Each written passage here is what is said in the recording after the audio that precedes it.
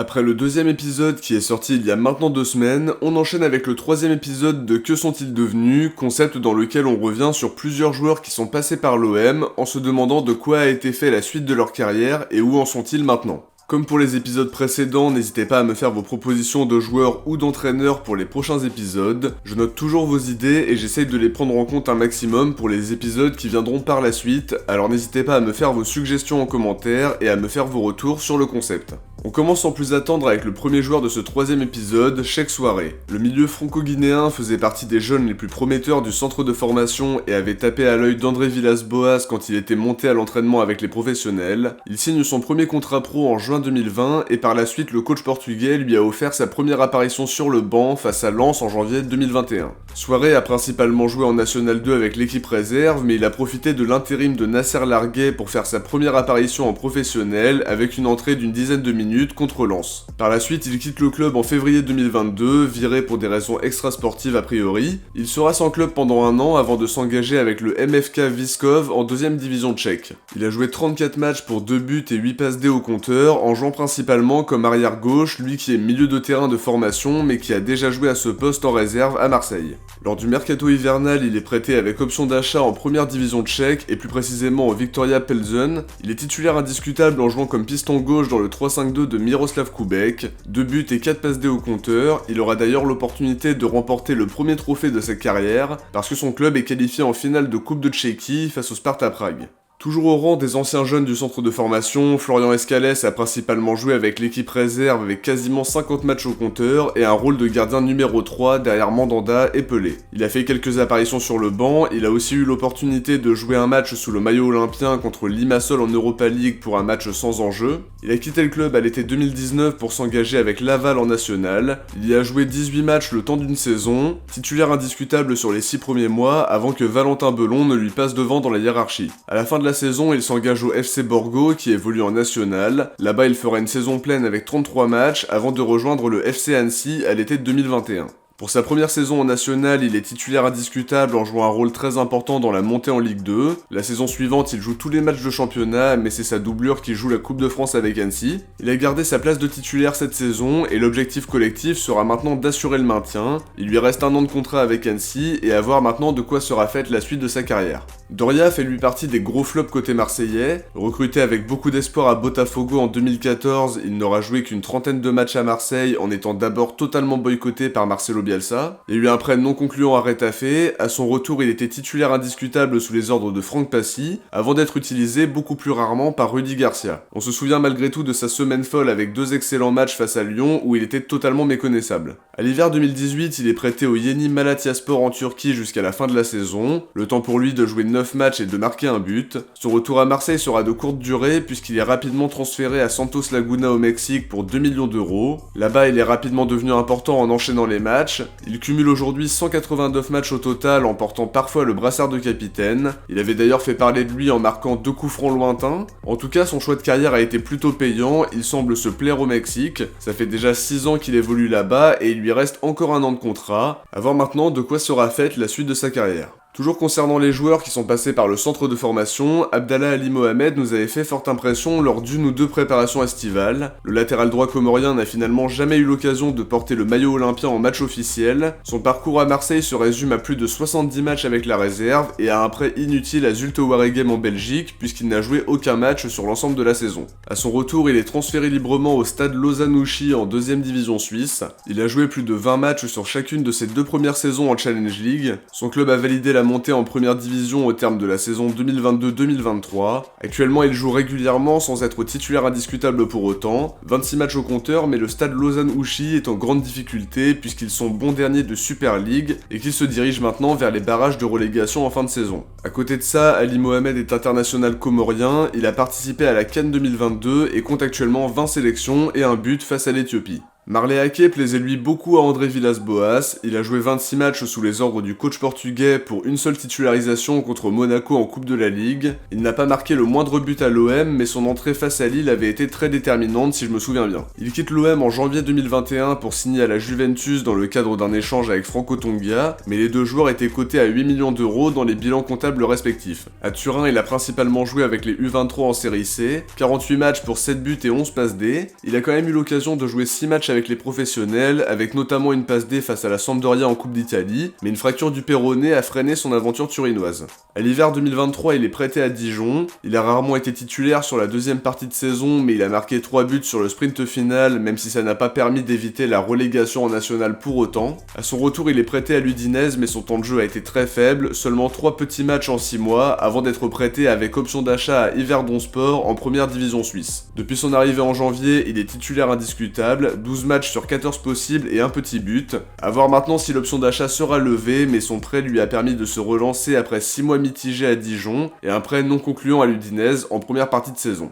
Ceux qui suivaient déjà l'OM en 2007 se souviennent peut-être de Vincent Granic. Le milieu de terrain sortait d'une bonne saison en Ligue 2 avec Libourne. Ça a poussé la direction marseillaise à le faire signer pour 800 000 € d'après Transfermarkt, avec sans doute l'objectif de reproduire l'opération Valbuena qui venait lui aussi de Libourne en 2006. Son aventure sera finalement très courte, seulement 6 mois à Marseille, le temps de jouer 4 matchs dont une courte entrée en jeu contre Beşiktaş qui lui a permis de découvrir la Ligue des Champions. La direction décide donc de le prêter à Troyes pour la deuxième partie de saison. Il y jouera 18 matchs avant d'être vendu pour 100 000 € au stade de Reims. À Reims, il jouera 76 matchs en 3 saisons avec 15 buts et 11 passes D au compteur, même si des blessures l'ont embêté pendant son passage. À l'été 2011, il s'engage libre avec Sedan en Ligue 2. Après une saison à 21 matchs tronquée par les absences, il rebondit à Nîmes avec qui il va réaliser une excellente saison 2012-2013 avec 19 buts et 3 passes D. Il se montrera décisif également lors de la suivante avec 9 buts et 4 assists, puis il partira pour Auxerre avec qui il marquera 10 buts en 31 matchs.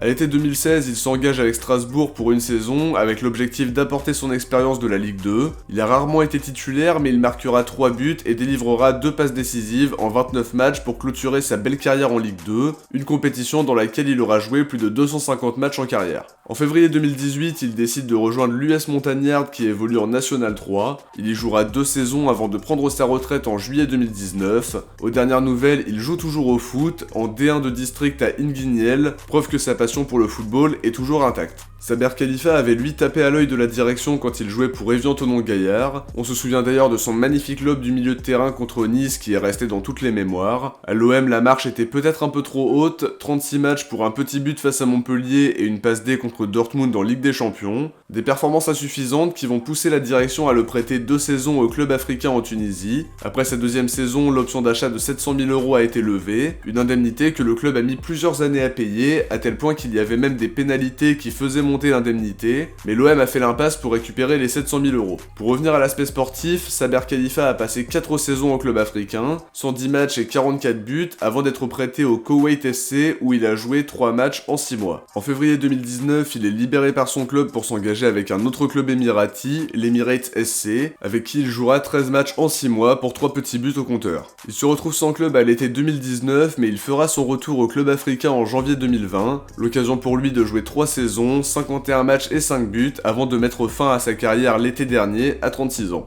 Baptiste Aloé faisait lui partie des jeunes du centre de formation sur qui comptait un peu Marcelo Bielsa lors de la saison 2014-2015, 14 matchs joués toutes compétitions confondues et un but contre Toulouse lors d'une victoire 6-1. Par la suite, il a été prêté 2 saisons consécutives à Valenciennes avant d'être libéré de son contrat pour s'y engager définitivement. Il jouera 5 saisons là-bas pour un peu plus de 100 matchs disputés. En janvier 2020, il part libre pour signer avec Beerschot qui évolue en 2ème division belge, un choix qui n'a pas été payant parce qu'il n'a joué que 4 petits matchs en 6 mois, et derrière ça n'a pas été beaucoup plus concluant à Arouca au Portugal, seulement 7 matchs pour un petit but et un départ libre moins d'1 an après son arrivée. Après plus de 6 mois sans club, le Dynamo Bucarest lui tend la main pour relancer sa carrière. Là encore, l'expérience roumaine sera de courte durée parce qu'il ne restera que quelques mois, le temps de jouer une dizaine de matchs. À l'été 2022, il signe à Nancy avec qui il démarre la saison comme titulaire, mais gros coup dur avec une rupture du ligament croisé qui l'éloigne des terrains pendant de nombreux mois. À son retour, son temps de jeu est vraiment très réduit, à tel point qu'il sera amené à jouer avec l'équipe réserve en National 3 lors de la première partie de saison 2023-2024. Il quitte la SNL en février 2023 2024 pour s'engager avec Épinal jusqu'à la fin de la saison. Il est titulaire indiscutable en national, mais reste à savoir de quoi son avenir sera fait puisque son contrat prend fin au mois de juin. Mais à 29 ans, son objectif est de reprendre le fil de sa carrière après les courtes expériences qui se sont enchaînées et surtout après la grosse blessure qu'il a subie à Nancy.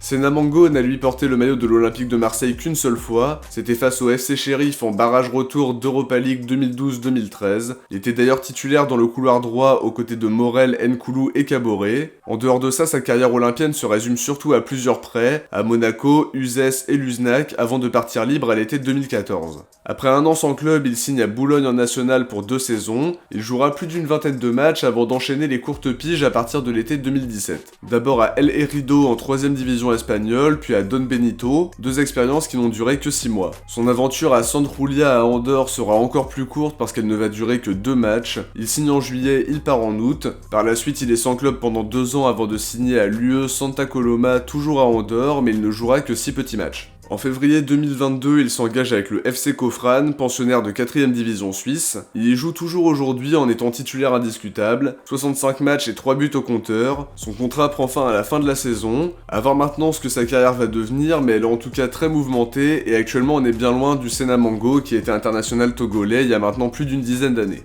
Nemanja Radonjic est l'une des grosses énigmes du mercato marseillais entre flop ultime et coup d'éclat. Ses prêts au Hertha Berlin et à Benfica n'ont pas été de grandes réussites, mais la saison dernière, son prêt au Torino lui a permis de se relancer. Ivan Juric comptait sur lui, mais encore une fois, il a alterné entre très bonnes performances et de gros passages à vide. Ivan Juric avait d'ailleurs fait une déclaration fracassante en disant qu'il n'arrivait pas à le faire devenir un joueur de foot. On en avait d'ailleurs parlé dans Focus sur les prêtés l'année dernière, mais quoi qu'il en soit, l'option d'achat était obligatoire, donc son aventure au Torino a continué cette saison. Ils l'ont recruté pour un peu moins de 2 millions d'euros, un montant très éloigné des 12 millions qu'on avait investis, mais qui visait surtout à éviter un départ libre plutôt que de récupérer une fortune. Seulement le Torino a aussi perdu patience, en dehors de son doublé face à Salernitana et du but victorieux face au Genoa, sa première partie de saison a été décevante, il a donc été prêté à Majorque avec option d'achat, jusqu'à présent il a joué 10 matchs pour seulement 2 titularisations, et il n'a pas encore ouvert son compteur statistique. Dernier joueur de ce 3ème épisode, Clinton J qui a quitté le club à l'été 2019 pour le Dynamo Moscou contre une indemnité d'environ 6 millions d'euros. L'attaquant camerounais a soufflé le chaud et le froid pendant son passage. On se souviendra de quelques fulgurances, de son but face à Salzbourg et du but qu'il provoque face à Konyaspor qui nous permet de prendre le point du nul.